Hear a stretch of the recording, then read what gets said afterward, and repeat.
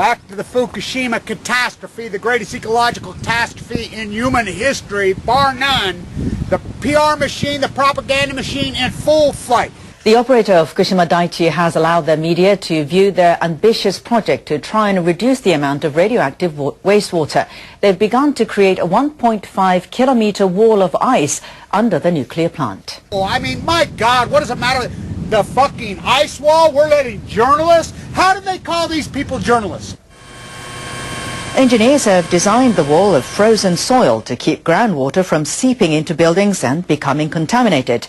They're dealing with huge amounts of wastewater in their efforts to decommission the site.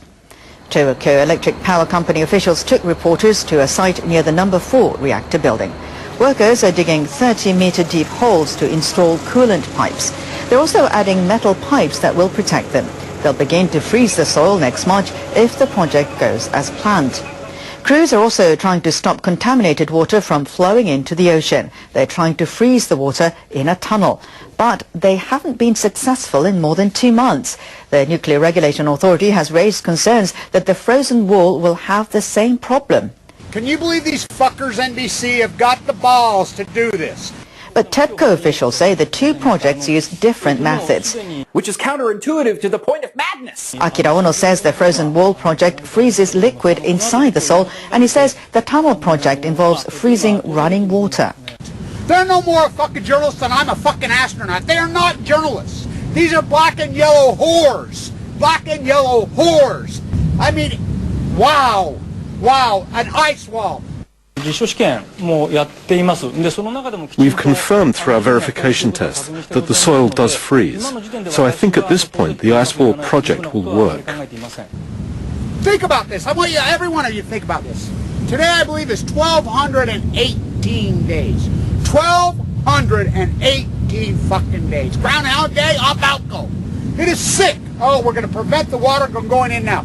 1,218 days of plutonium. Spraying water over the top of these things. Officials say the ice wall and the tunnel will intersect at one point. Analysts fear if crews aren't able to freeze water inside the tunnel, it could cause delays to the ice wall's construction. Wow, sick, sociopath, sick fuckers. Build me an engine that can carry me home. Light my darkness, bake my bread. Show me the future, keep my family safe and warm. Play me a song, make me smile. GE, we bring good things to live in. We bring good things to life. Weather officials warn of heavy rains across Japan. Typhoon Noguri has been downgraded to a severe tropical storm, but it's still causing serious concern. It roared through the Okinawa island chain, triggering fierce winds and downpours. The storm caused mudslides and floods in Okinawa. 2 houses were destroyed and many others were damaged. At least 32 people were injured. Authorities at one point issued evacuation advisories to more than 500,000 people. Strong winds and high waves have disrupted flights, ferry services, and electricity. Weather officials say the storm may land on the main southern island of Kyushu early Thursday. They say it will interact with the rainy season front and bring higher amounts of precipitation to areas in the north.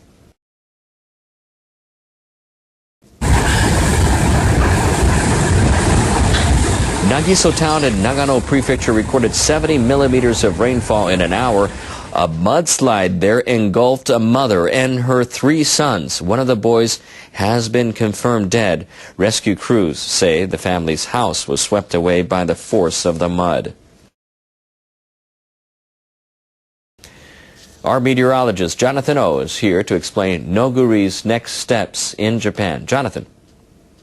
Hello, we are looking at a storm that has now moved toward the east, and it will continue to make its easterly trek as we go throughout the rest of the week. One of the things that you may have noticed over the past few days is this storm is no longer keeping its characteristic eye, which means that it is weakening as we speak. The system is now pushing toward the east, but already into Kyushu and Shikoku, the effects of the rainfall and the winds are being felt.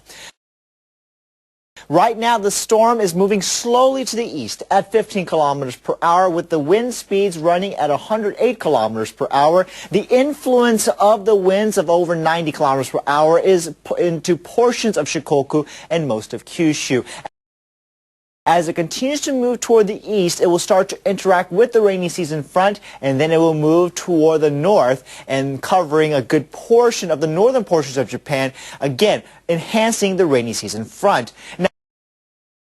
Now, when it comes to the amount of rainfall, for those of you in Kyushu and Shikoku, in the next 24 hours, you may see anywhere from 200 to 300 millimeters of rainfall. On top of that, the rainy season front toward the north will be dumping anywhere from 100 to 150 millimeters of rain just in the next 24 hours.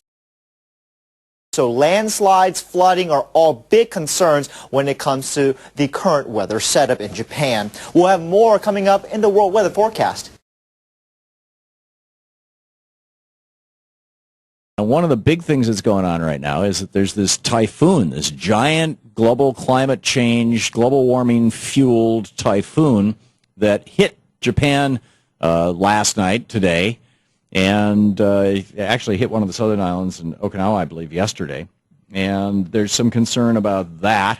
It's not going to be a direct hit on Fukushima, but there's a lot of wind over there. Plus, I have this article that there's another leak over at Fukushima. So I wanted to get Kevin Camps on and find out what the heck is going on with Fukushima. Kevin Camps, of course, the radioactive waste watchdog at Beyond Nuclear, the website beyondnuclear.org. Hey, Kevin, welcome back to the program. Hi, Tom. So what's going on? Well, you know, this isn't the first summer that typhoons have hit Japan since the Fukushima catastrophe began, but this is a monster one. You know, it's being referred to as a once in every 15 years, once in decades type of storm, and there are nuclear power plants down on Kyushu in southwestern Japan. The danger is not that the reactors are operating and could melt down, because they are not. The Japanese people have shut them down. There's a struggle on to turn them back on by the pro-nuclear Abe regime. The danger is that in those storage pools of high-level radioactive waste, you've got to keep the nuclear fuel rods cool. And that leak you mentioned at Fukushima right now involves the pool for storing high-level radioactive waste at unit number 5. And luckily, it's a long fuse to catastrophe, relatively. It's a week and a half they have to figure out that problem before temperatures in that pool water reach a dangerous level. Pool water could begin to boil. And if you boiled off all of the cooling water, you could have a fire in that pool. But luckily, they have time to intervene. Okay. Do you think that so presumably they will successfully intervene?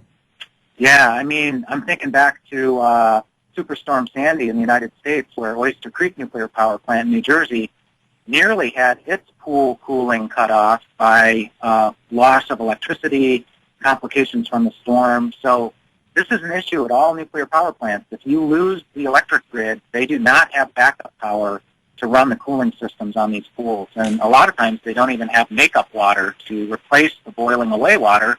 And that boiling away water, the steam could easily short-circuit other safety significant systems, the electronics in the plant. Now, this is something that I think most Americans don't understand. I mean, a nuclear power plant is generating electricity. Why doesn't it use its own electricity to keep itself functioning properly, to run the cooling pumps so that it can cool itself? These are very complicated machines, and Bob Alvarez at Institute for Policy Studies has pointed out that the mother lode of radioactivity at nuclear power plants, especially here in the United States, much worse than in Japan, is the high-level radioactive waste storage pools. And incredibly, the Nuclear Regulatory Commission, the nuclear industry, has given short shrift to the safety risks of pools. So these are catastrophes waiting to happen. There's the slower motion boil-down scenario on the pools, but there's the fast motion drain-down scenario. And one instance of that we can point to in the United States several times now over the decades is the near drop of heavy loads. And one of my favorites, because I'm from there, Southwest Michigan, is Palisades Atomic Reactor, October 2005, nearly dropped a load weighing 107 tons. It dangled over the pool for 2 days. They nearly overrode the emergency brake on the crane, which would have been catastrophic. You could drain these pools pretty much instantly. The waste would be on fire in a matter of hours, and the radioactivity releases would dwarf what we've seen at Fukushima Daiichi. There's no radiological containment around the pools. Wow. So we build these metal vessels, and then we surround them with concrete vessels for the place where the actual reaction is occurring, the reactor. But next to the reactor, there's a pool where all the spent fuel is placed, and this stuff still, in some cases, in some ways, arguably, it's even more deadly than the stuff inside the reactor, because plutonium and other actinides that are basically man-made now are in there. Do I have that right? Yeah, I mean, there's a lot of radioactivity in an operating reactor core, but there is a whole lot more radioactivity in these high-level radioactive waste storage pools. And a fire in a pool could release up to 100% of the radioactive cesium-137, as but one example of scores of radioactive poisons that could escape in the smoke and fall out over a vast area. And the body thinks that cesium is potassium, and potassium is the essential ingredient for muscles, and this is what led to, for example, Chernobyl heart syndrome, where the heart is one of the muscles in the body that grows the fastest. It's constantly rebuilding itself because it's working in 24/7, and so it's constantly having to absorb more potassium from the bloodstream. And if the potassium that's offered to it is actually cesium, then the heart starts to get really radioactive. That cesium starts to burn holes in the heart, and you end up with a heart that's leaking all over the place, and you die. Do I have that right? Essentially, and the Oscar award-winning documentary film called Chernobyl Heart showed that in Chernobyl, it's not just people exposed over years, it's actually newborn infants who have Chernobyl heart, which is congenital heart maladies due to radioactive cesium just saturating the environment. So radioactive cesium-137 is one of the worst actors in a nuclear disaster, but it's not the only one. Strontium-90 is a real concern at Fukushima Daiichi. Which the bones think is calcium. Then it goes to the bones, and the storage tank farm at Fukushima that now holds well over 100 million gallons of highly radioactive water, the strontium-90 has not been filtered from that at all. It's still sitting in there. That's another big shoe that could drop at Fukushima Daiichi, is those storage tanks are badly built. They could release their contents into the environment, into the ocean. The strontium-90 would be another catastrophe coming out of Fukushima Daiichi. Or it could just as easily come out of any storage pool by any nuclear reactor in the United States, and these storage pools have more radiation in them than the containment vessel, and they have no containment. Sometimes they just have a plastic tarp over the top or something. Well, they're in industrial-like buildings, but look at Indian Point near New York City. Entergy Nuclear runs 2 reactors up there. They have had leaks from their high-level radioactive waste storage pools into the ground and into the groundwater, and then the Hudson River for years and even decades. And guess what element has shown up even in the fish in the Hudson River? Strontium-90 from those storage pools. Whoa. Upstream of New York City. Kevin, we're just about out of time, but what's the latest on monitoring Fukushima radiation hitting the U.S. West Coast and hitting our fish supply? To the best of my knowledge, it's still largely a voluntary effort undertaken by a researcher here, a researcher there, asking for crowdsourcing assistance from the general public. Right. Has anybody published any results? Well, Ken Bouselier at Woods Hole is doing ongoing work about the contamination levels in the open ocean. And then there's a Long Beach State University researcher who is looking at the fauna and the flora in the ocean. Right. So there are some results. They're few and far between. We don't know if you buy West Coast fish yet, if you're getting strontium and cesium, do we? No, the federal government and even the state governments, the testing is few and far between. It's woefully inadequate. Wow. Kevin Camps, beyondnuclear.org. You can read all about it. Thank you, Kevin. A U.S. astronaut aboard the International Space Station has tweeted images of the system taken from 400 kilometers above. Reed Wiseman posted a close-up photo of the Eye of Noguri and the clouds swirling around it. He attached the message, "The interesting shaped eye of the super typhoon."